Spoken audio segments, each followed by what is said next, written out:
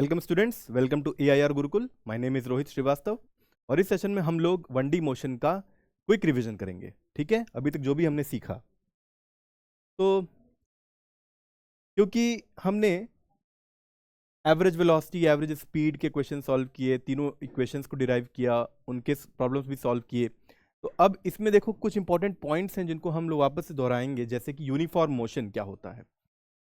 Uniform motion वो होता है जिसमें इक्वल डिस्टेंस ट्रैवल होता है in equal intervals of time. और अगर ऐसा होता है तो अगर उसका हम लोग एक्सटी ग्राफ बनाते हैं तो कैसा आता था? स्ट्रेट लाइन आता था, राइट। अगर हम लोग यूनिफॉर्म मोशन का पोजीशन टाइम ग्राफ बनाएं तो it comes is a straight line going through origin. जरूरी नहीं है कि हमेशा ओरिजिन से जाए, लेकिन जनरल केस में हम मान के चलते हैं कि ओरिजिन से स्टार्ट हो रहा है तो उसमें स्ट्रेट लाइन ही आती है। स्ट्रेट लाइन का मतलब क्या? इसका मतलब यह है कि थीटा हर एंगल पे, हर पॉइंट पे थीटा सेम है एक्स एक्सिस से, यानी tan थीटा भी सेम होगा, यानी कि स्लोप भी सेम होगा हर पॉइंट पे इस ग्राफ का। और स्लोप ही क्या होता है एक्सटी ग्राफ का? वेलोसिटी होता है। यानी हम कह सकते हैं कि एक्सटी ग्राफ में वेलोसिटी कांस्टेंट होती है, यही लिखा हुआ है यहाँ पे, it is having constant velocity because slope is constant at each point in this graph. Okay, और एक्सेलरेशन जीरो होता है यूनिफॉर्म मोशन में। क्यों? अगर वेलोसिटी कांस्टेंट होगी तो एक्सेलरेशन का फॉर्मूला क्या होता है? अगेन हम लोग याद करें, a is equal to v minus u by t होता है। तो ऊपर वाला दर्शा रहा है चेंज इन वेलोसिटी, नीचे वाला दर्शा रहा है टाइम। तो डेल्टा भी तो जीरो हो गया ना, जब वेलोसिटी कांस्टेंट है तो कोई चेंज होना ही नहीं है, डेल्टा ही जीरो हो जाएगा, तो न्यूमरेटर जीरो हो जाएगा, तो एक्सेलरेशन भी क्या आएगा? जीरो ही आएगा। इसीलिए एक्सेलरेशन जीरो होता है यूनिफॉर्म मोशन में। ठीक है, ये ग्राफ यूनिफॉर्म मोशन का ही है। अब हम बात करते हैं नॉन यूनिफॉर्म मोशन की। अब फॉर एग्जाम्पल मैंने जैसे एक्सटी ग्राफ बनाया यूनिफॉर्म मोशन का, अगर एक्सटी ग्राफ बनाना हो हमें नॉन यूनिफॉर्म मोशन का तो उसके भी बहुत सारे केसेस हैं, लेकिन एक सिंपल सा केस ले लो, ये वाला बड़ा ही नॉर्मल सा केस है जिसमें क्या होता है, वेलोसिटी चेंज हो रही होती है हर पॉइंट पे। क्यों? क्योंकि हर पॉइंट पे अगर हम टैंजेंट खींचेंगे, यही तरीका होता है किसी भी एक्सटी ग्राफ में वेलोसिटी फाइंड आउट करने का कि हर पॉइंट पे टैंजेंट खींच दो और उस टैंजेंट का एक्स एक्सिस से एंगल नापो। ये एंगल देखो, ये एंगल देखो, और फिर ये एंगल देखो। ये थीटा 1 है, ये थीटा 2 है, ये थीटा 3 है। थीटा 1 से बड़ा थीटा 2, थीटा 2 से बड़ा थीटा 3। थीटा बढ़ता चला जा रहा है, यानी tan थीटा भी क्या होगा? बढ़ता चला जाएगा हर पॉइंट पे। tan थीटा ही क्या होता है? स्लोप होता है एक्सटी ग्राफ का, विच इज वेलोसिटी। तो वेलोसिटी जो है हर पॉइंट पे ऊपर जाने पे, यानी कि ए से बी गए, बी से सी गए, तो वेलोसिटी बढ़ रही है। ठीक है, it is having a changing velocity, but we can say in this particular graph it is having a increasing velocity as we go from A to B to C. Okay, तो इसमें velocity change होती रहती है, और अगर velocity change होती रहेगी तो क्या होगा? एक्सेलरेशन आएगा ही आएगा, क्योंकि एक्सेलरेशन तब आता है जब चेंज इन वेलोसिटी होता है। तो यहाँ पर डेल्टा वी की वैल्यू जो आ रही थी, a is equal to delta V by delta T, में डेल्टा वी इस बार जीरो नहीं होगा, इस बार कुछ ना कुछ नॉन जीरो वैल्यू जरूर आएगी। तो यहाँ पर एक्सेलरेशन भी होगा नॉन यूनिफॉर्म मोशन में। ठीक है, आगे बढ़ते हैं। डिस्प्लेसमेंट क्या होता है? Final position minus initial position, उनके बीच में जोड़ने वाली शॉर्टेस्ट लाइन। ठीक है, इसलिए इसको भी लिखा गया है एक्स एफ माइनस एक्स आई, रिवाइज कराने के लिए।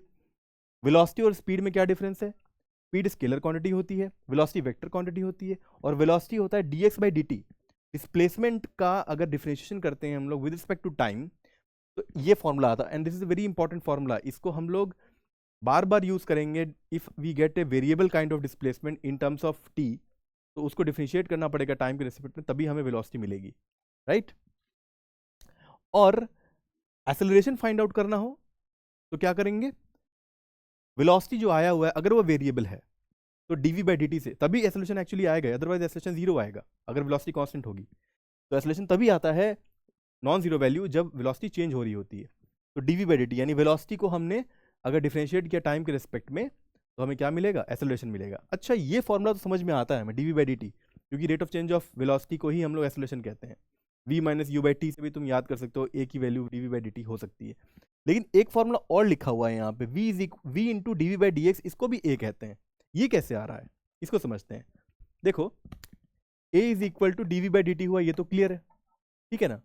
अब एक काम करते हैं, dv को dx से डिवाइड कर दो और dx से मल्टीप्लाई कर दो और फिर dt को अलग करके लिख दो। क्या ऐसे लिख सकते हैं?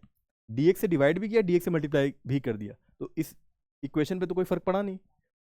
और ये dx बाई dt को अलग ले लो ब्रैकेट में, तो ये dx बाई dt क्या हो गया, यहाँ देखो dx बाई dt v के बराबर होता है, तो dx बाई dt को इसको हम लोग जो ब्रैकेट के अंदर है v लिख सकते हैं, v, और ये dv बाई dx जो है वैसे रहने दो। तो a is equal to v dv by dx भी फॉर्मूला होता है, ठीक है। तो इस पे बेस भी क्वेश्चन आते हैं, ठीक है। अब एक केस और था कि स्पीड जो होता है हमेशा greater than equal to magnitude of velocity होता है। स्पीड मैग्नीट्यूड ऑफ वेलोसिटी के बराबर कब हो सकता है, जब जो मोशन हो रहा हो उसमें डिस्टेंस और डिस्प्लेसमेंट बराबर आ जाए, यानी कि स्ट्रेट लाइन में मोशन हो रहा हो, ठीक है। तब उस केस में डिस्टेंस भी डिस्प्लेसमेंट के बराबर आ जाता है और देयरफॉर स्पीड भी वेलोसिटी के बराबर आ जाती है, क्योंकि स्पीड क्या होता है, डिस्टेंस अपॉन टाइम, और वेलोसिटी होता है डिस्प्लेसमेंट अपॉन टाइम। और सिंस दोनों इक्वल आ गए तो उनका मैग्नीट्यूड भी इक्वल हो जाएगा। लेकिन इसके अलावा अगर स्पीड का जनरल टर्म हम देखेंगे तो स्पीड जनरली मैग्नीट्यूड में वेलोसिटी से ज़्यादा ही होती है। क्यों, क्योंकि distance generally, I mean special case को हटा दें स्ट्रेट लाइन वाले, तो जनरली डिस्टेंस तो ज़्यादा ही होगा ना डिस्प्लेसमेंट से, उस केस को हटाने के बाद। इसीलिए डिस्टेंस भी ज़्यादा आ जाता है डिस्प्लेसमेंट से जनरल केसेस में, और स्पीड भी ज़्यादा आता है वेलोसिटी से, ठीक है, एक्सेप्ट वन केस जहाँ पर दोनों इक्वल होते हैं। अब अगर एक केस ले, रिटर्निंग टू स्टार्टिंग पॉइंट, अगर कोई ऑब्जेक्ट ए से स्टार्ट किया, ठीक है, और बी पे पहुंचा, और बी से वापस घूम के वापस ए पे आ गया, ठीक है, तो उसमें उसने डिस्प्लेसमेंट कितनी कवर की, 0, क्योंकि अगर कोई ऑब्जेक्ट सेम पॉइंट पे रिटर्न हो जाता है जहां से उसने स्टार्ट किया है तो डिस्प्लेसमेंट 0 हो जाती है, क्योंकि फाइनल पोजीशन और इनिशियल पोजीशन सेम हो गई। और देयरफॉर एवरेज वेलोसिटी भी 0 हो जाएगी, क्योंकि एवरेज वेलोसिटी क्या होती है, total displacement upon total time taken. और एवरेज स्पीड क्या 0 होगी, नहीं। इस पूरे दौरान में अगर उसने x ट्रैवलिंग की जाने में, तो आने में कितना ट्रैवल किया, x और किया, तो डिस्टेंस कितना हो गया, टोटल 2x हो गया। तो एवरेज स्पीड कितनी हो जाएगी, 2x बाई टाइम हो जाएगी, जो कि नॉन जीरो देगा। ओके, तो I hope this things are clear to you. अब ग्राफ्स इन 1D मोशन में हमने xt ग्राफ की बात की थी। xt ग्राफ का स्लोप अभी मैंने डिस्कस किया, क्या देता है, वेलोसिटी देता है, राइट, बिकॉज वेलोसिटी क्या होता है, dx बाई dt होता है। और हम लोग अगर xt ग्राफ में,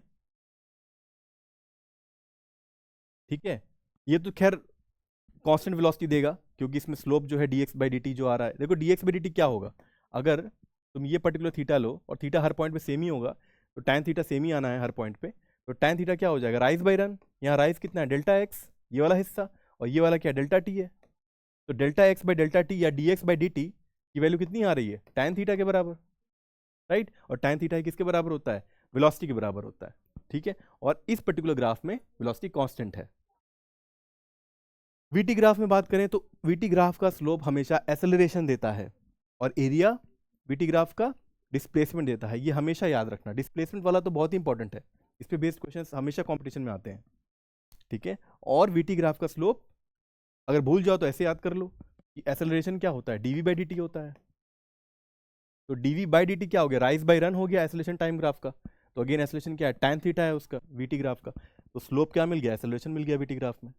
और अगर एटी ग्राफ की बात करें तो एटी ग्राफ में जो एरिया होता है वो चेंज इन वेलोसिटी देता है, वेलोसिटी नहीं देता, चेंज इन वेलोसिटी देता है।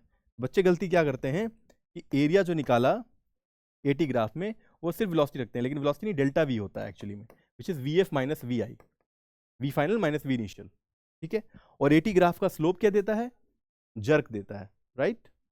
ओके, तो this is how we come to the ending of this particular session.